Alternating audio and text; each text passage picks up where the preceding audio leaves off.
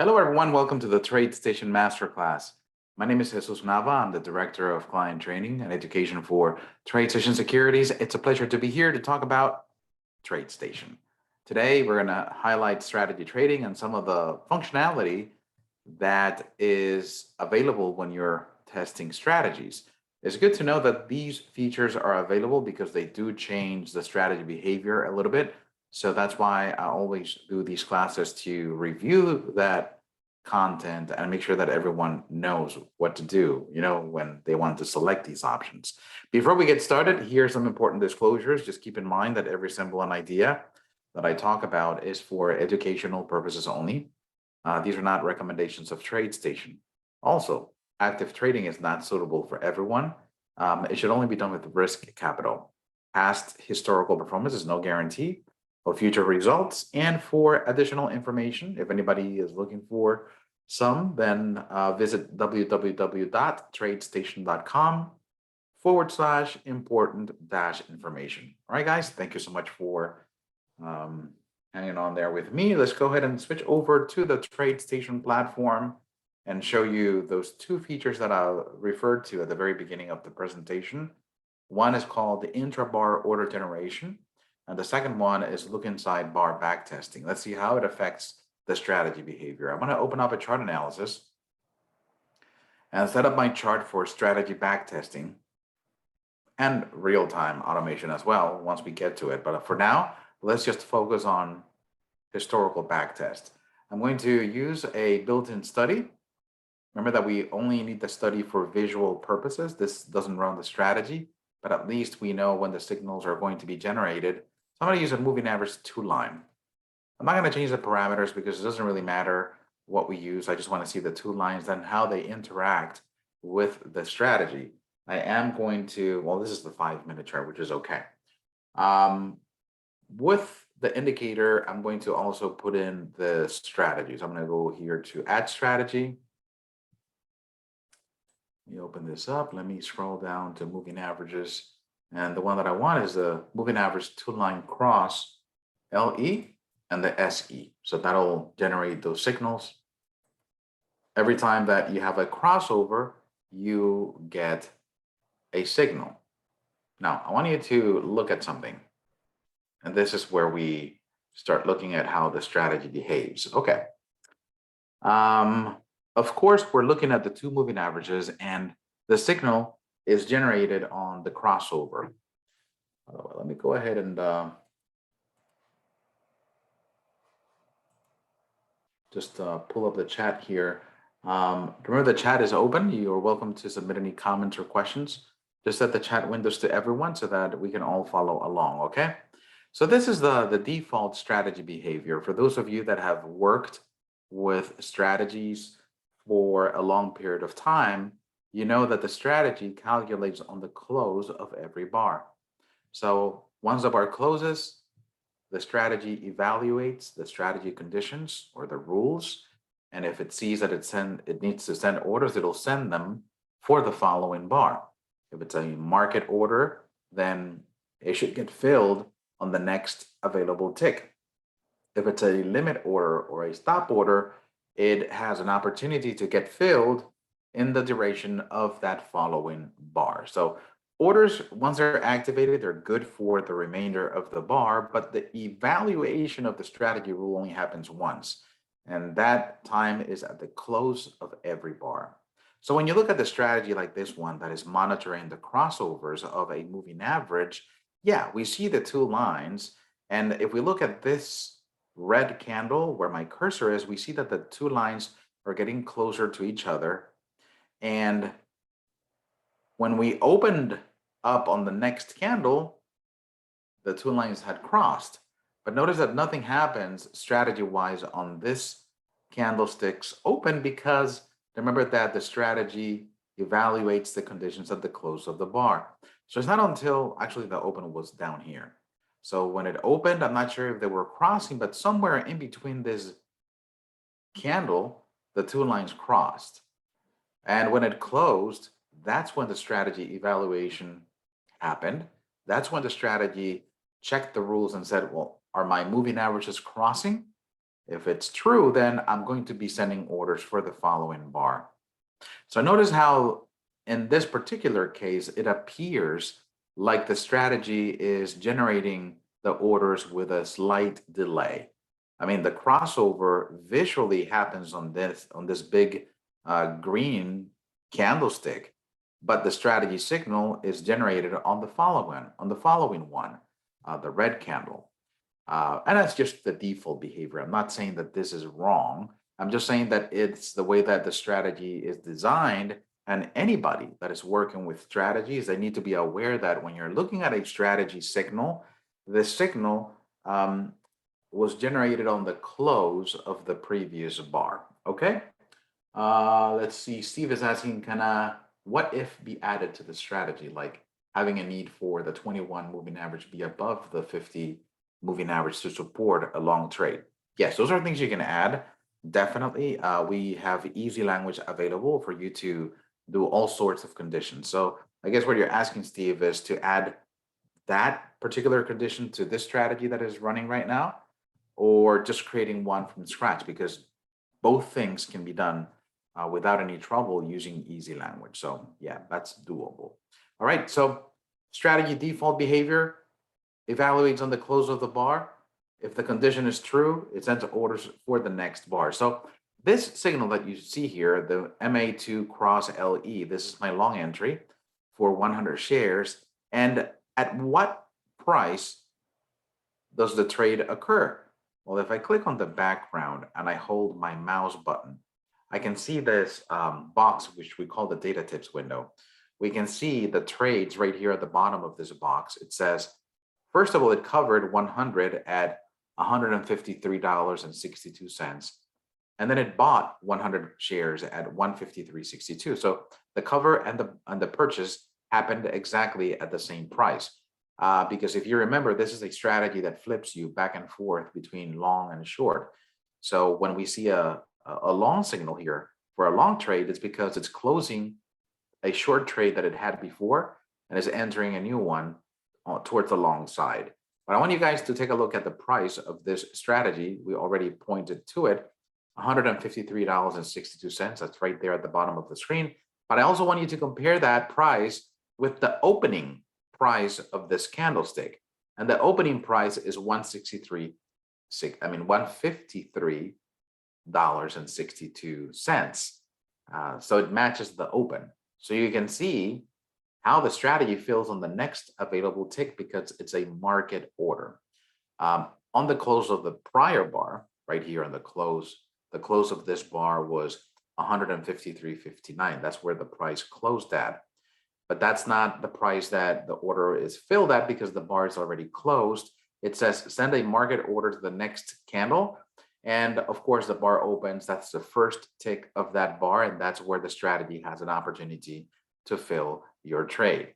Can we change the default behavior? Of course we can. So that's where we introduce the concept of intra-bar order generation. Don't do it at the close of the bar anymore. I want you to calculate it intra-bar order generation. Where do we access that? Well, we access that on an individual strategy basis. So let me go ahead and double click on this arrow. It'll take me to customize the strategy. The long entry right here, it's highlighted. So any changes I make here and customize apply to the long entry. I'm going to click on customize and I'm going to go to the calculation tab. And here's the checkbox, enable intra-bar order generation and calculation. So yes, look at other data points inside the bar. Don't just use the closing price. But there's an interesting fact, or there's an interesting characteristic about this intra-bar order generation, that historically the strategy only has access to certain data points.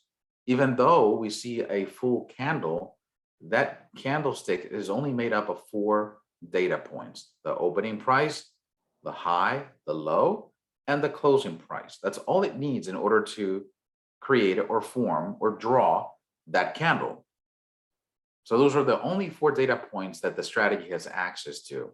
By enabling intrabar order generation and calculation, of course, we're telling the strategy, don't just rely on the closing price. Take a look at all the prices inside the candle.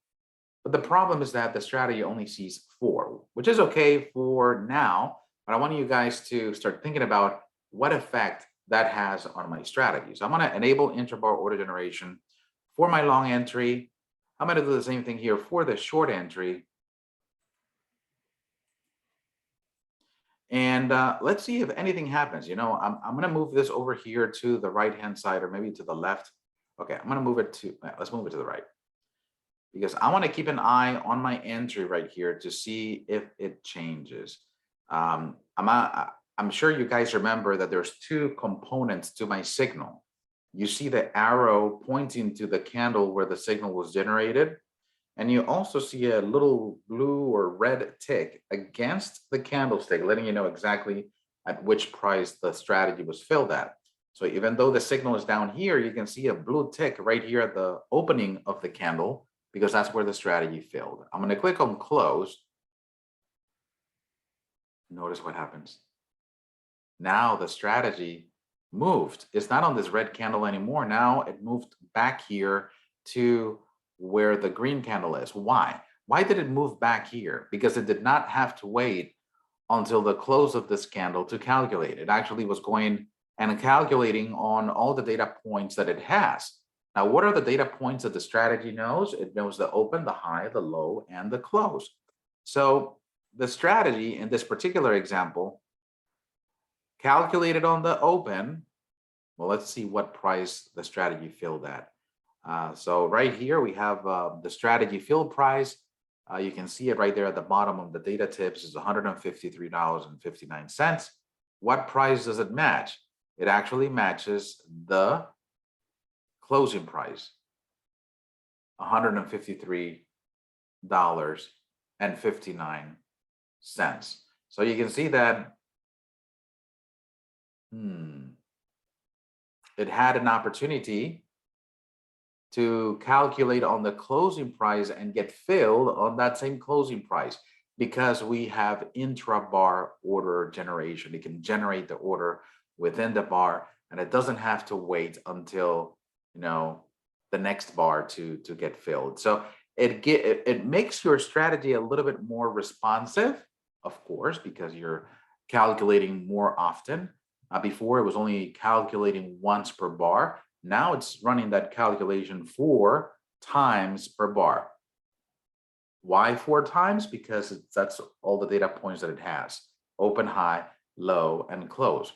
If you want a little bit more detail, let's say that you want this to be a little bit more in line to what would happen, in line with what would happen if you run this strategy in a real-time environment. In a real-time environment, of course, you have access to every single tick. Now, my strategy doesn't have that data yet. Now, let me zoom out here because I'm not sure how far back I'm here. Oh, just a couple days. This is September 20th. So what I'm going to do, I'm going to turn the second feature that we talked about, which is look inside bar. This is a way for you to open up the strategy to other data points that it doesn't have access to. Let's go ahead and take a look. I'm going to format the strategy. This option, look inside bar, is available in properties for all. I'm going to come over here and here it is. On the general tab, you have back testing resolution. Use look inside bar back testing. And notice how it refers to back testing because in a real-time environment, the strategy already has access to every single tick as it comes through the network, and it calculates based on that tick. Historically, it's a different story. Historically, we just said that if you enable intrabar order generation, all the strategy knows is open, high, low, close. It doesn't know if when it opened, if it went to the high first or if it went to the low first. That's something that we don't know. The strategy makes assumptions based on the proximity of the closing price to the high and to the low, but those are just assumptions. So by using the look inside bar back testing, you're letting the strategy you're feeding the strategy more data, and you can choose the time frame that you want to use. I'm using a 5-minute chart, so I can break that into smaller time frames, like 1 minute, or even smaller. I can use tick. I'm going to use a 1 tick for now and see if it gives me a different result on that trade. How many historical trades I have? 2. Okay, that's fine. Let me go ahead and click OK on ticks and OK. So this comes back, and this is the strategy that I was looking at. Let's go ahead and take a look at, let me zoom in. Sometimes you get this dialogue that says insufficient data for look inside bar back testing. Your strategy will begin calculating on 9/14, but the data required for look inside bar back testing is only available starting on 9/19/2022. Strategy calculation prior. What it's trying to tell you is that it didn't get a chance to download all the tick data that it needed. I think I mentioned this before. I have my strategy to recalculate whenever it downloads the data. So if you're trying to use look inside bar back testing to a tick level, you have to make sure that you let the strategy recalculate whenever it finishes downloading. That's a feature available here in settings and preferences. Right here in the data tab, we talked about these checkboxes. I think it was last week that we talked about these, but this will, by having them unchecked, will allow the strategy to recalculate once it finishes downloading the tick data. Okay, so if I use a zoom, I go back inside that trade that we were looking at, we are on the same candle, but notice where the entry is happening. Now we're not here at the closing of the bar, we are somewhere between. If I click and hold on the bar just to get the data tips window, actually I'm not clicking on the candle, I'm clicking on the background and then moving it inside the candle. I can see that the strategy filled at 153.45. But if you look at the open, high, low, and close, it doesn't match any of those prices, because now the strategy is able to see tick by tick price movements inside the bar. Even though we're looking at a 5-minute, the strategy is looking at a tick chart. Of course, there's still, the 5-minute kind of time frame that the strategy has to respect, but now it's able to look inside the bar and see the specific tick that actually made those moving averages cross. So it happens exactly at the point that they cross. Now, of course, in real time, that would happen, as soon as you get a crossover. Now, in real time, for a moving average crossover strategy like this, it may not be completely accurate, because if you think about it, the 2 lines on a moving average can cross and then become uncrossed the next tick, and then cross again the next one, and then uncross again. So the nature of the crossover is not fixed until the closing of the bar. So a lot of strategies do require you to wait until the close of the bar. So, and I want everybody to understand this, because there's not one way better than the other. It doesn't mean that you have to come in here and turn on intra-bar order generation for every strategy, because some strategies do require to wait for the close. But this is a perfect example on how the strategy behaves when you turn on intra-bar order generation and look inside bar back testing, and the precision that the strategy has on when the signals are generated. Now, as I said before, in real time, this is a different story. Now, let's go ahead and see what happens in real time. I'm not sure if we're going to get a lot of movement here, but let's go to SPY, which should give us faster trading activity. In the meantime, I'm going to pull up the trade manager. All right. This is my trade manager, and I'm going to resize it so that I can see the orders over here. I'm also going to dock the position graph bar. Let's go ahead and it didn't change the strategy, so it still has enable intra-bar order generation. It hasn't crossed in some time, but let's go ahead and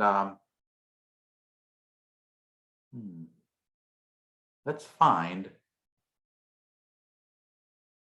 we should probably find a symbol that is crossing at this precise moment.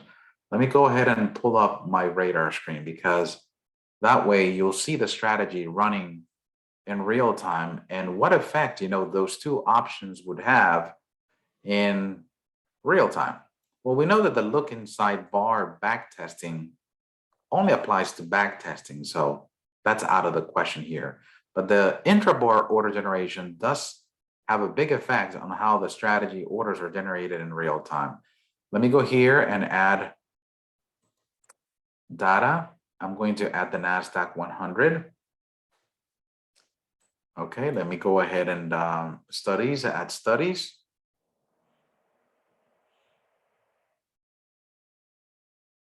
I want to go with the moving average to line.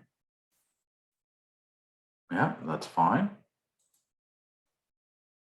On a 5-minute, it's okay. Let's go ahead and turn on the alert on that. I want to say alert continuously, no message center. And right here, the filter, I'm going to say, show me moving averages, alert, true. So we have 3 symbols that are giving me real-time alerts. So let's go ahead and take a look at KLA Corp. Okay, so those are crossing. Now, if I were to turn this on, let's turn it on for real-time execution and see what happens with confirmations off. I'm going to go to strategy positions and strategy orders. Okay. Good. So my strategy is automated. So the problem is here that the crossover, it's a one-tick event. So right now, of course, one is above the other. We know that they crossed just recently, but they're not crossing as we speak. So there's been a few sequence of ticks where the condition is not true, because the crossover is just one tick event. You are below and then you're above. That's one event. Right now, yeah, we're just above. So we have to capture the actual crossover moment.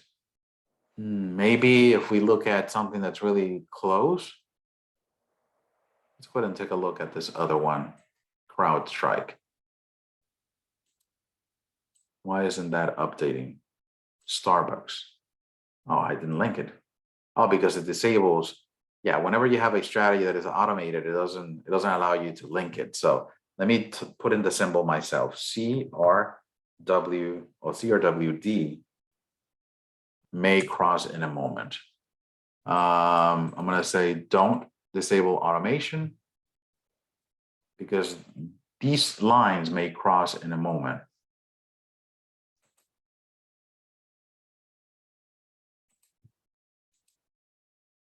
So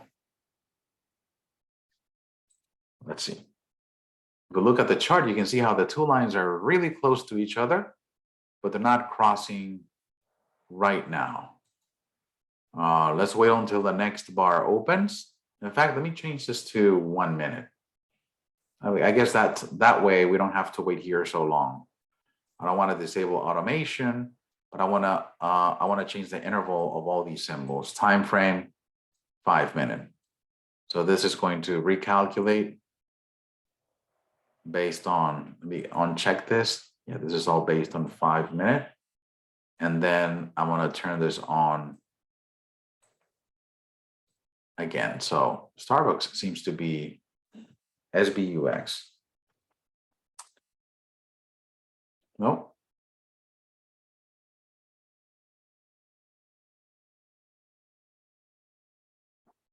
One minute. No, that's gone. So maybe, oh, they're all gone because the new bar already started, right? We're about to start. MRVL.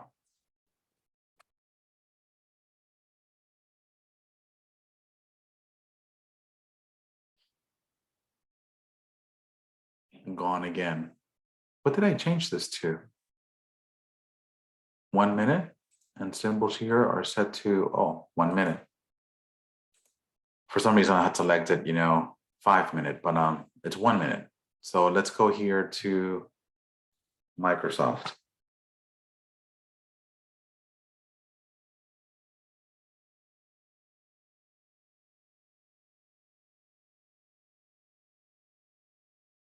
Okay, so the lines have crossed already. Just waiting to get some action in real time.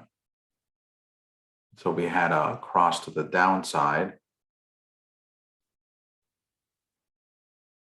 Every 1 minute, this radar screen is going to update based on the crossover ODFL.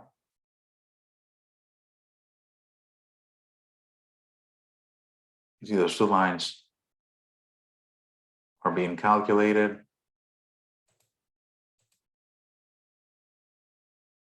Let's see if they uncross. Right now, the price is down here. If we get some price movement to the upside, although this seems like it's very lightly traded, it doesn't seem like there's a lot of trading activity. The lines just crossed. I'm looking for something that's crossing and then uncrossing, because that you'll get the real effect, of what's happening on that particular symbol. Let's go to ADSK.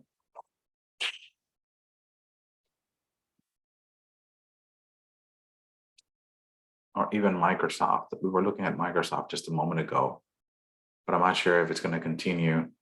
Yeah, you see the lines are separating as we see. Let's go ahead and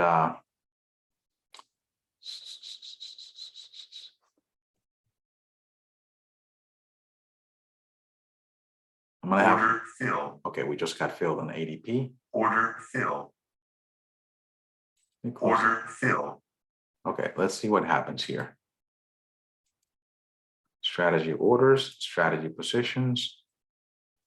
I don't know why I chose to close a trade. But in this example, ADP, we see the lines almost crossing. We're not crossing anymore, but as the price moves up and down, it should generate trades. So the behavior is this, Yeah, because I told it not to do that trade. If there's constant crossing over and under, the strategy will generate multiple trades in sequence on the same bar. That's what I'm trying to visualize here. Is that happening?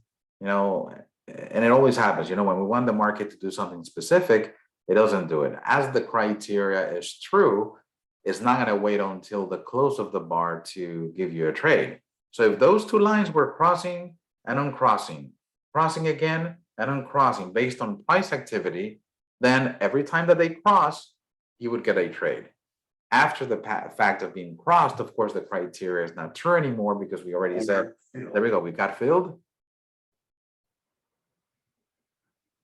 They're crossed. We're still in the same 1 minute.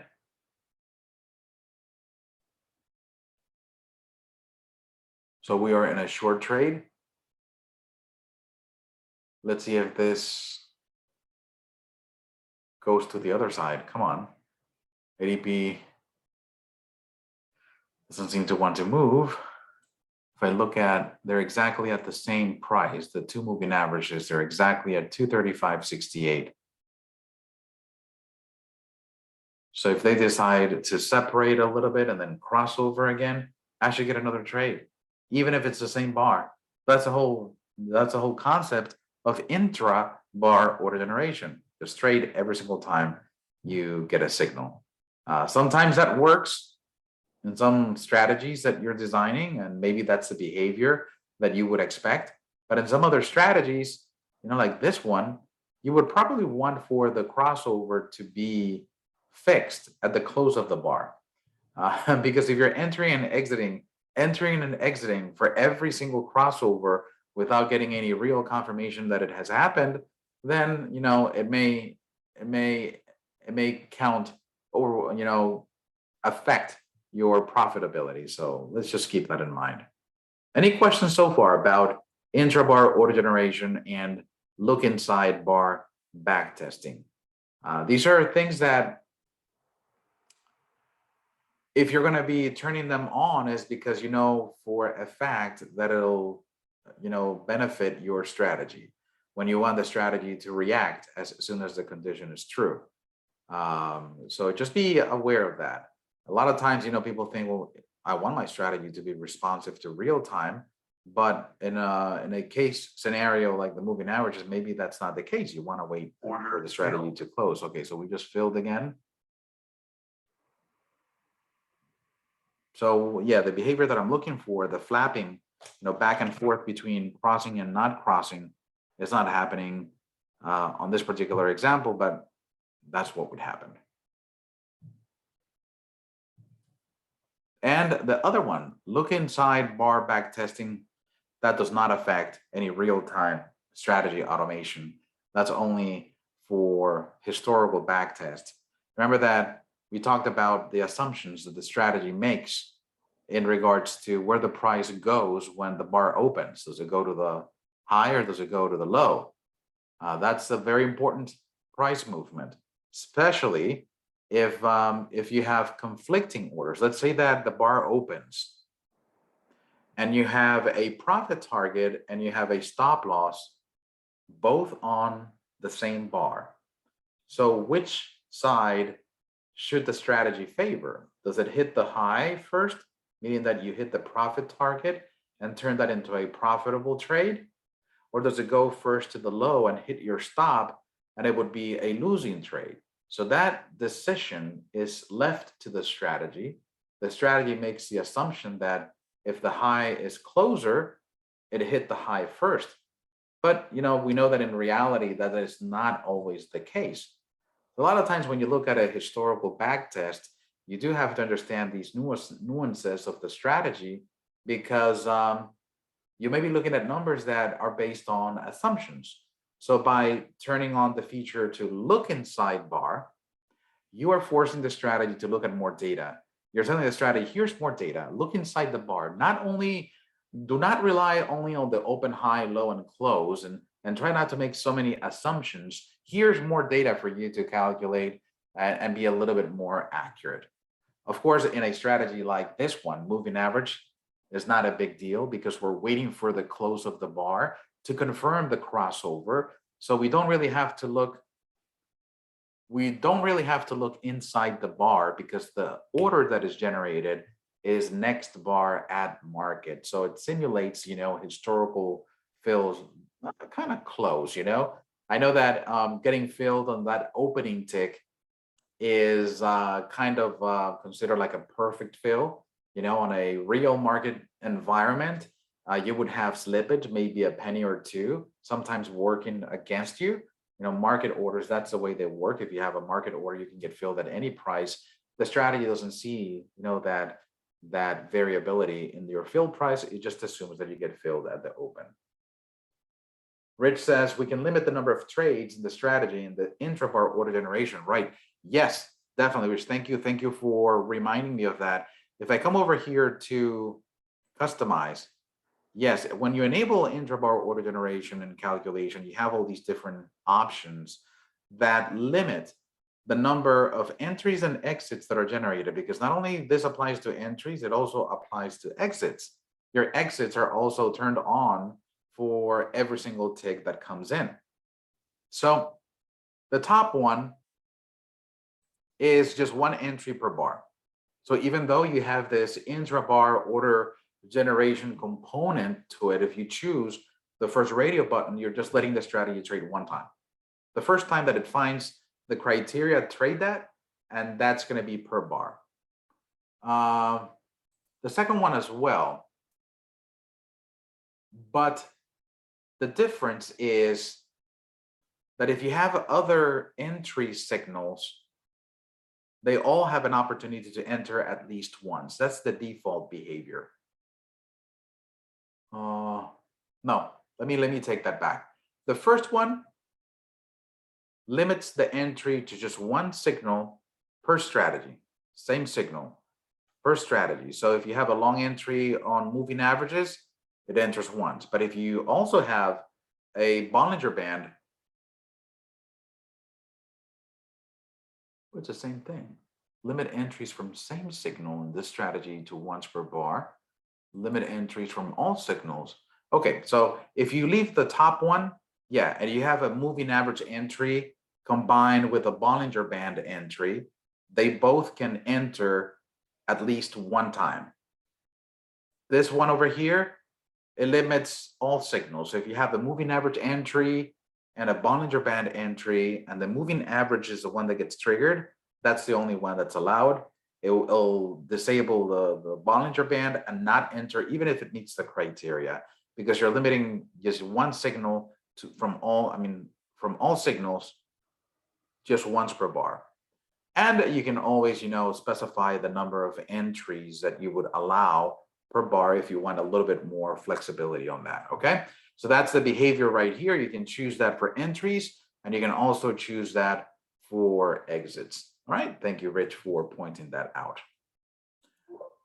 All right, and that's it. That's what I wanted to talk about today. Hopefully you guys understand the functionality, and if not, come back on Friday and I'll be glad to refresh our memories about how these functions work, especially if you're going to test this on a strategy of your own or one of the built-in strategies in TradeStation, and it may not be behaving the way that you're expecting. Let's talk about it on Friday.